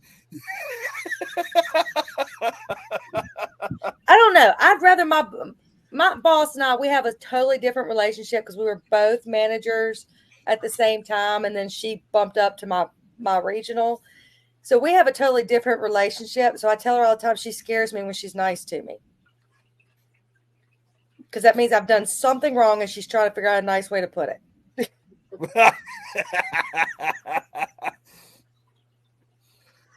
Wow.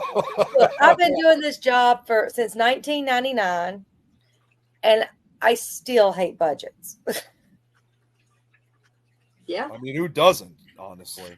Because we have to budget for each individual, what we call a GL code, if anybody's in accounting, for the next year. So I'm like, oh my gosh. And it's We budget for that, Lauren. We budget for budget boot camp. Really quick, I want to throw this out there. This is a thing for me. Face of Horror. Yes. Vote for me. It's free to vote, and this round that we are in will end in 1 hour and 19 minutes, and then they go to the top 10. I'm currently number 4 right now. Congratulations. Congrats. So people are keeping me at least in there for the top 5 running. Last year I finished 4th in my group as well. So it's been a nice little run. You made it to the last round last year too, didn't you? I made it to the top 4. Yeah. Yeah. After the top 4, then they cut to the top 2s, and that was when I was out. Oh, okay. Yeah. Speaking of budget, I'm using my freaking cell phone to watch this. And you got it on charge. And also something else I like to throw into. This is actually something, again, a request once again by Lauren. It's another video, but this is only a 4-second video. Something that supposedly that she captured. Hang on one second. I got to look at the messenger. Bear with me for just a second. What she got was, see, I think we could all agree. I'm not really much of a big fan of orb photos or videos or anything like this, but this I don't know. I just need your opinion on this. I just haven't fully decided, but it's definitely an interesting one. It was, yeah, it was captured on her Ring camera, like by the, what is it? Whose is it? This is Lauren's video. It was her Ring camera went off, and there was nobody in the room at the time it went off. So, I got the video right here. So, you guys tell me what you think. I'm still kind of in between, but tell me what you guys think.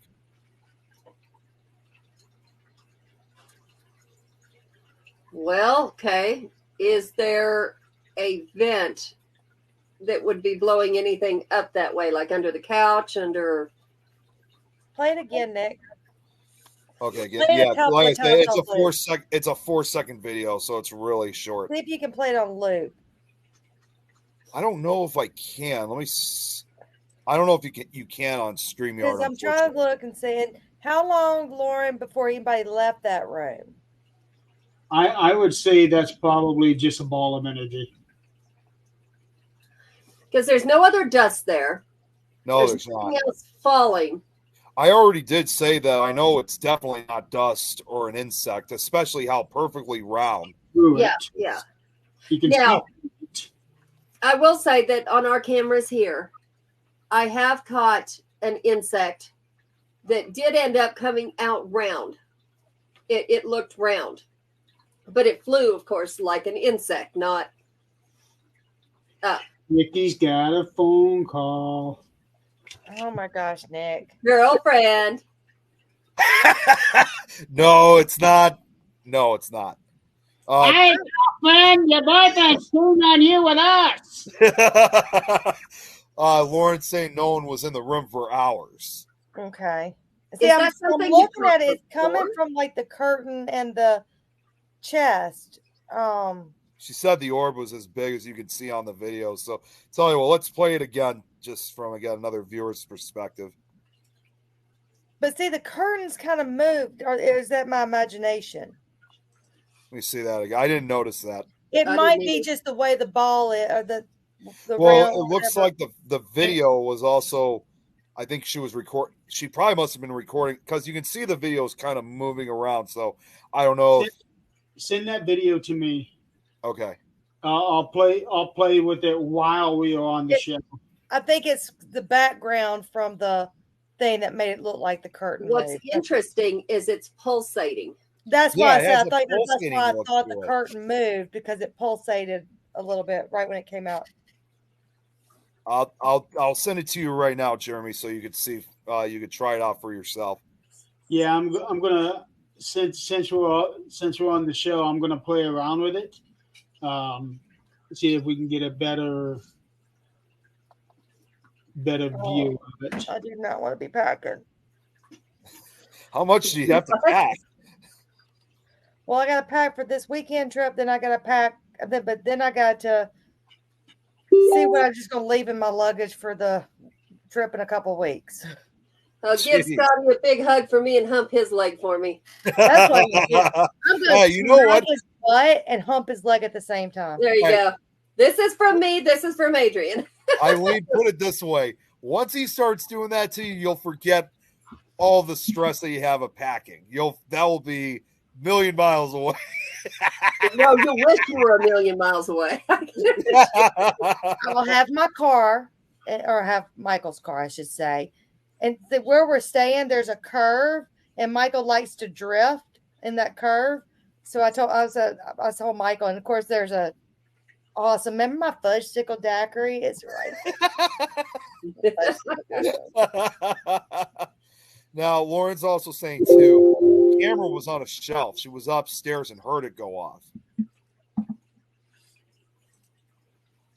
That's definitely some interesting stuff. Yeah, it's really hard to say. I mean, I don't want to be fully skeptical on it, but at the same time, though, it's just a really interesting video of the supposed orb. And like I said, normally I'm not a big fan of the orb's photos and pictures, but this one seems to stand out a little bit from some of the other supposed images. I get orbs in my camera every night, and it's not orbs. It's okay. I got the video up, so let's watch and see how it is. I got this thing going super slow. Time to be like Paranormal Con on camera. Okay, see, right before there was some. There is movement, looks like. Yeah. Lauren, do you have a ceiling fan in that room? I don't see a ceiling fan. I'm trying to figure out the movement. It's kinda Okay, like- so there, after you slow it down like that, you can see just how much it changes. Yeah, no ceiling fan. And It's like being propelled by its own energy is what it looks like there at the end. Yeah, and the way how it seems to kind of have, I mean, I know of course it's passing through a curtain, but the way how it kind of changes its, I guess, color for lack of better term, just the way how it changes. Pulsating, but then it disappeared. Yeah. It just vanishes like. And it's like it dissipates. It's okay. So that's on a shelf. I can see the shelf. Is there? Okay, so, and you said that's upstairs. So she was upstairs, I think. Well, she said no one's been in that room for hours. See, now right there, you see it kind of breaks apart. Yes. Yeah.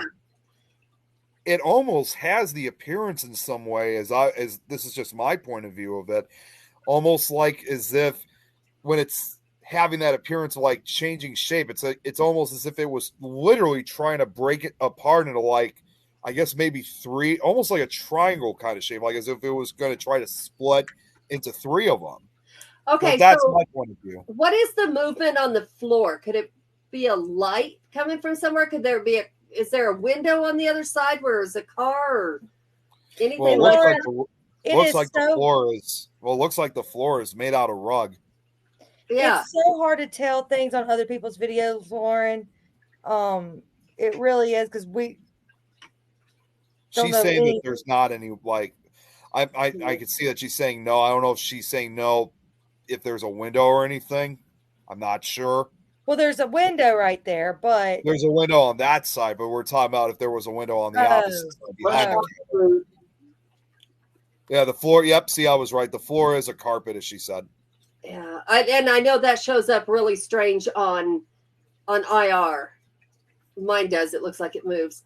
But what gets me is that very ending there where it almost propels itself by itself and kind of breaks apart. Yeah, that's what I mean. It looks like it's trying to split into kind of like three because it has like a partial triangular look to it. Like when you put it in slow motion at the very least. The disappearing, I think, I'm with Rich. The disappearing is what, and the breaking apart is what intrigues me the most. Yeah, it came from nowhere and went nowhere. Because if it was a bug, just say, where would it have gone? Well, if it was a bug, it wouldn't be changing once it crosses that shadowy part there in the curtain. Well, and most importantly, just how big it is, too. Like, it would have to be really close to the camera for something like that to appear. And it's obvious that this is not coming in front of directly in front of it. You could tell it's a few feet away. It's almost at certain points, it's so solid, it blocks the curtain, but then it's got a little bit of see-through to it to where it has like a transparency. You know what it looks like to me? If you look at it, it's almost like remember back in school when everybody would play kickball and how the ball would look like as soon as you kick it? Yeah. How that spherical shape changes. Uh-huh. Yeah. Because of that energy is being dispersed elsewhere. That's what that thing is reminding me of. It Rick, does. You see a lot of this in all your videos. Give us your thoughts. Well, Rich is saying it's still in the IR zone and it disappeared. I think if nothing else, it's probably just a little ball of energy. Well, and I also have to say, when you said about like kickball or whatever, it does have also that look too, because it's kind of swinging, almost like as if someone was like kicking it or something like that. Yeah, because you can see on the sides where it looked like it is trying to come out. Here you go, Jeremy. Get out. All right, we got to put a silhouette on this. Yeah, kitty. That look. Hey, do you want to watch Robert the Doll? I'm getting this evil, like I'm just to tear your face off look. Oh, And turns around and just as That- cute as can be. That was my son coming out of his room. That was an hour 46. So I'll go back there and take that spot. that's funny. But it looks like this time she's not leaving this like she did before. She's been a little bitch tonight. She tried to bite me earlier. She never tries to bite me. I had to get her stairs to come up to my bed because she had a bad seizure the other day. And ever since then, she kind of struggles to get on the bed. But, you know. Maybe it's changed her personality, too. So what were you saying, Jeremy, by the way? Like you were saying about the last thing you were saying about the video? You were saying about how it was kind of the way, like you said, how it had like a kicking look. What exact? I lost focus and the cat showed up. Think of an explosion, but there's a force field around it. And that explosion is kind of pushing that field just a little bit out, but that field is holding and is not letting it out, but it's trying to get out. That was what that looks like. Yeah, it's one thing for sure about this. It's a really interesting video. And like I said, normally I don't like a lot of these orb videos that often appear, but this one really, when she sent this to me, that really grabbed my attention when I watched it.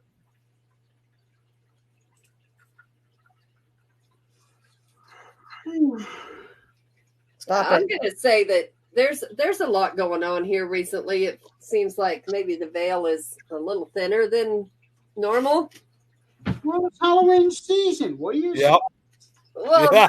Not just that. I mean, even before that, it seems like things are really amping up. What the hell did Miss Melissa just say? I don't even think I want to show that. No, you don't. Oh, I'm good. But, yeah, I have a couple of those too. Nope. Wow. Right. If it would have continued to go by the camera, Rich Right. said he would have called it dust. Yeah. And I've even had like the bugs, if they're just right in that IR, they will look like that. They'll look like a ball, but not pulsating like that and not going in that kind of a, disappear right there. Yeah, okay, now Melissa's charging her laptop.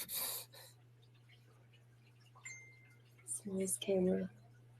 You can buy that pivots. Oh, how cool. Isn't that just like a simple, correct me if I'm wrong, isn't that like the same for like a simple webcam? Or because I thought they've been trying to make like infrared webcams, haven't they? I don't know, but I don't know. They need to do that on phones though. Well, I know they do that with FLIR cameras, but those ones you got to actually attach. Right. Do you know if you have a car that has extremely tinted windows, especially your newer phones, you can take the camera on your phone, press it up against the glass, and see inside the inside the car? I saw it on TikTok the other day, so I had to try. My husband saw it, and there was a spider. No, a stingray. A stingray fell down the street, and it had and I couldn't see the interior, so I did it on my phone. When you said stingray, I thought you actually meant like an actual stingray. Like, wait, what? How that get there? Stingray, and my son, of course, he ran into the Camaro SS, and that's his car. He wants a Camaro SS, but my husband wants a Stingray. I told him he can sell his Z and all the other vehicles he's got to get him a Stingray. I keep thinking you're referring to the animal Stingray. The Corvette. I know it's the Corvette, but I can't stop thinking you're saying. I keep thinking you're saying the animal. No, there was a vehicle called a Stingray. So there's the Stingray. Yeah. They had a Viper for sale down the street, and boy, that was one. I'm not a big sports car person, but I wanted Viper. A viper? Mm-hmm. I was going to say, do they even make vipers anymore? No. There you go, Lauren. That's the new Goosebumps story. Anyway. Well, you know what? That actually, okay. If only Kate was here, because she probably would remember this episode of Are You Afraid of the Dark? Look, there's a That's all your puppy. pets are showing up. What the hell? Look, there's a puppy. Look. Her breast stinks. God. You better get used to a Old puppy. dog. You're going to have one soon. All dogs' breaths are bad. Usually not like the what. Go find your toothbrush. Go find See, your she toothbrush. hasn't met, none of the cats have met Bear yet. So we're worried about this. Yeah. Oh, boy. What I was going to say, if only Kate was still here, there was even one episode of Are You Afraid of the Dark? No, not with something called Nick the Stingray. But there is one, probably the one episode I remember more than any others was one that was called Jake the Snake. She is biting me. He's biting you. That's a wrestler, Nick. Huh? That's a wrestler. No, they call him Jake the Snake. Personalities with that seizure. Oh, wait. Hang on. You're not biting me now. I was trying. No, I know it's the name of a wrestler, but no, there's an actual episode of Are You Afraid of the Dark where they have this scary character that he's like a reptilian in that episode. It's like Melissa, I'm never going to forget that now. That's what I'm going to think of every time they're in my face. Look, we decided in our bedroom, we're going to put a cat door in our bedroom door. So that way, if the dog does start chasing them, they can get to our bedroom and be in peace. Oh my God. Yeah, at least they have an escape. Yeah, and then we're going to put some stuff around the walls that they can climb up and walk around. Because, I mean, he's a big dog. If he gets a hold of them.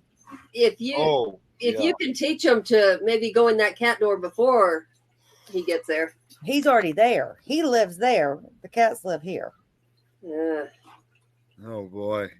And we tried the whole getting them to meet, but she kept having seizures, so it wasn't good timing. And she's gone. She may have a seizure when she does meet him. Well, considering how big he is. For those that don't know, he's a German Shepherd. So, well, yeah, that's definitely a big dog. So he's probably going to be quite intimidating to the cats. I don't know. She's a pretty mean bitch. So she's a mean bitch. How many videos have I seen where it's a tiny little cat that's going around and hitting the big dog and chasing it around? I've seen plenty of those. Melissa was asking. Some of the cats, they don't care about the size difference. You can be my old cat that I had since birth, and I had it like from 4th grade, and I just found out what happened to it, and I want to kill my sister, but I love her. Oh God. Until I was 21, I had a Doberman stick his nose. My uncle's Doberman stuck his nose in the door, and my cat swiped it. Then I guess she realized what she did. She took off running, and then he thought he was a lap dog too, and laid down next to me. And she was not having that. She kicked the Doberman out of my bed. Wow. I don't even know. I can't even picture that. Oh, Brandy, the Doberman boy. And then there was the Cocker Spaniel though. She hid from the Cocker Spaniel, but the Doberman, no, she was not letting him rule the roost. Well, even cats do that to other cats. I mean, I've seen that for myself because we got 2 cats ourselves, and the older one, she makes sure that because she sleeps on my parents' bed, when she's up there, she's gonna make sure that the other one doesn't jump up. It's her bed. It was hers first. That black one, he sleeps on the stairs now, and she will wake up, move over there, and knock him off the stairs. He sleeps on the stairs? Yeah, the stairs that come up to the bed. And but yeah, she actually, Lauren, the other cat kind of alert us when she does have a seizure, but yet she keeps my husband calm for his heart. So it's like I always say that none of them are service animals, but I say my husband's service animal has a service animal. Mm-hmm. Oh, it puts them in temporary blindness. Yeah, I definitely do, Lauren, and most of them are not even my ideas. I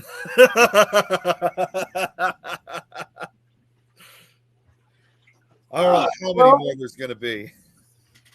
It's 10 o'clock, folks. So we've been on for about 2 hours now. Even though I think we were originally just going to do an hour, but we had to wait for Kate because I know she was going to be a couple minutes late. Yeah. And I figured we would get all of our announcements in before Kate came on, but that didn't quite happen. It happened kind of the opposite way around. I mean, we kind of made these announcements halfway and kind of toward the end of the show. Yeah, I gotta go finish dyeing my hair, do round 2 of my hair dye and pack while I'm doing that. So basically just trying to do whatever you can to make it look like you're 24 again before you go on this trip. I'm going to be blonder than Adrian again, if it works. Yeah, unfortunately, this isn't blonde. This is gray. I'm just doing gray and getting it over with. Yep. It's gray. I'm done. This is it. Yeah. I was telling Zach today that it's getting a little too long because I'm about to sit on it. But one last shot to see how long we can get it. You're very welcome, Lauren. I'm glad I was able to get it up when I was able to. Yeah, I think your shoulder was only down. Your hair was only down to your shoulder when I first met you. Yep. I remember that too. Yeah. Yep. I had just cut it. It was like right here. I just cut it. I don't know. I just remember what her booty felt like when I slapped it. That's bagging too. We got to work on that shit. My God. Yeah, well, you kind of did that with all of us. Don't forget, Eileen. I can see it now with Eileen. She's going to go into a dark room. She'll slap. Oh, that's Nick. She'll go to the person, slap. Oh, that's Adrian. My butt slaps are the good luck charm at darts now. Okay, I can already just picture her thinking that, and then all of a sudden she comes out, and she's like, how did you like that? I was like, what are you talking about? Slapped your ass. We've been out here this entire time. Who the hell's asses did you slap? That's when it's fun. I did not slap Rich or his wife when I met them. I could just picture right now just the look on your face. You found out that you slapped the wrong asses. Hey, I'll be going, hey, everybody, let's go back there. Let's go back there.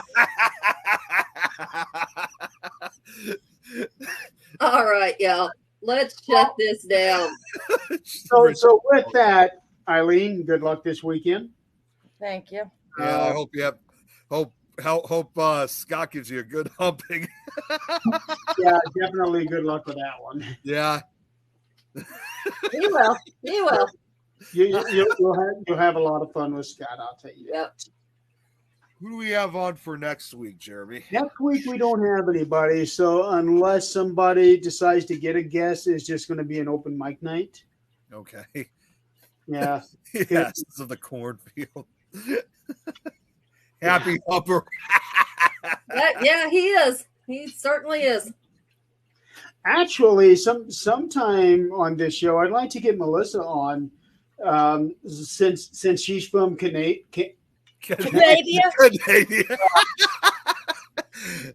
Since she's from Canada, she can probably give us some unique stories of what happens over there in that country. Yeah. Because I'm sure that she's got a bunch of things that are quite different from how things are down here. You act like that's a whole different world. It's like right there. When we went to Wisconsin, you could step right there, and it's right just there. over the border. I know, but still, it's Canada. Rock at her. Lap passes of the cornfield. Well, and you know who else we need to get on to? Because you brought up about like people from other countries. We also should try to get Walker on from Bangladesh because we haven't. Well, good luck with that. With the time differences between us and him, that's going to be really hard on him. Well, no, he's cut. If it was like, because like for example, like he tells me like when he does his show, it's like 11 o'clock their time, and which I believe would be like 10 a.m. my time. I mean, by now it's got to be like already the afternoon over there in Southeast Asia. No, for him it'll be 6 in the morning. 6 in the. Oh yeah, Alexa, I didn't even think of that. I don't even know. I'm gonna have to probably look myself. It's 8:07 a.m. right now. In Bangladesh. I just asked her. Yeah, 7 a.m. Oh no, Melissa's in the same time zone as Oh I yeah, am. she's in the time. Right, but we were talking about you guys Bangladesh. are right. It's It's still 8:07 there. a.m., so it's the morning already. Yeah, but for her, she has access to places. Yes, what, Jeremy? What was that? What was that, Jeremy? Do we need to go on replay? Is She that has about like Nick calls on the dish? that she can get into that we can't get to unless we have a passport. Yeah. I remember when you could go to Canada without a passport. Yeah, me too. Me too. Yeah, same here. I remember that.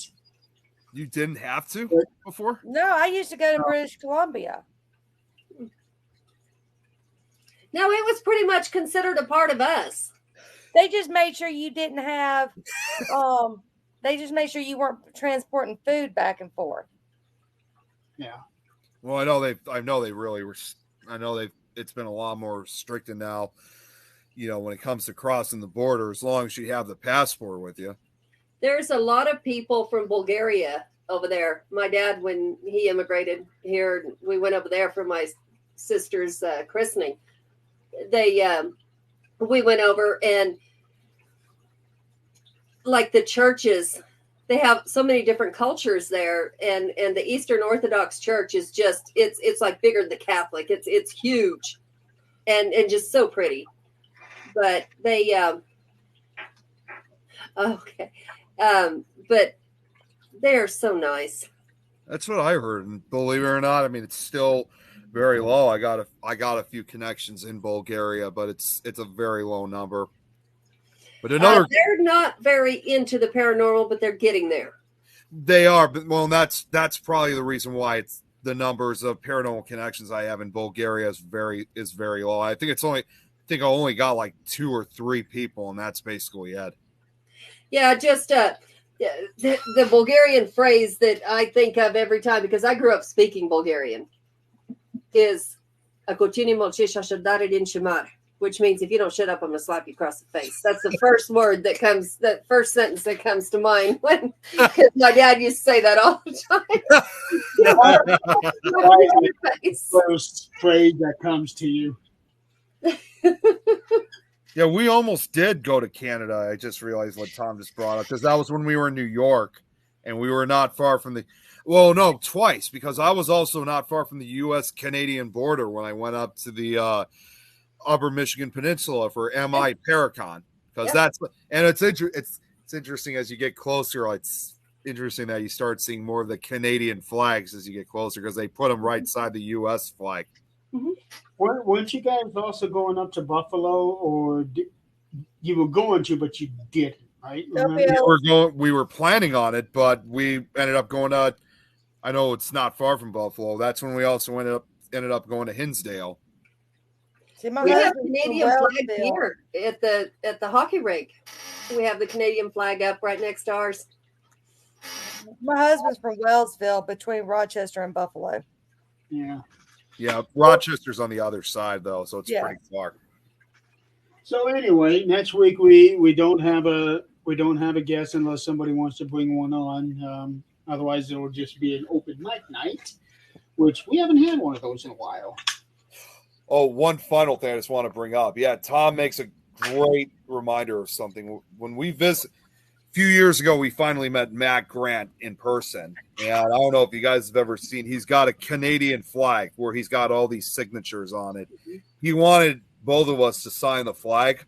And we were the very first Americans to ever had signed our signatures on a Canadian flag. It was kind of a historical moment. So it was really a way of kind of representing unity, that even though we're just separated by just a border, it was still a signing of basically a way of peace and friendship and unity on it. So imagine, I'm sure I would not be the least bit surprised that flag could end up becoming part of the museum one day. All right, guys, I'm going to have to head off of here. Yeah, we definitely have to end it, though. I got to take that phone call, so you guys saw earlier. Yes, you should, Melissa. Yeah, that would be great. Well, everybody in the audience, thank you for playing along tonight. It's been Thank fun. you, Kate. Tonight.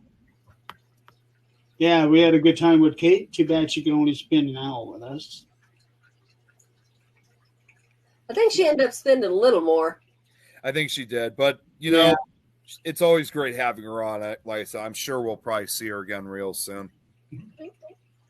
Yeah. So next week we will have open mic night. I don't think so, Melissa. Real maple syrup. Out of the tree. Yep. I haven't. If I really hope that doesn't have the same effect on people as real horseradish sauce does. You got a point there.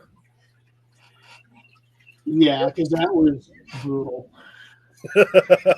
Okay, so until next week, we will see you guys again. Eileen, good luck. Yeah. Oh, you'll just let us know how bad it was. Sure, you'll see video. You know, Yep.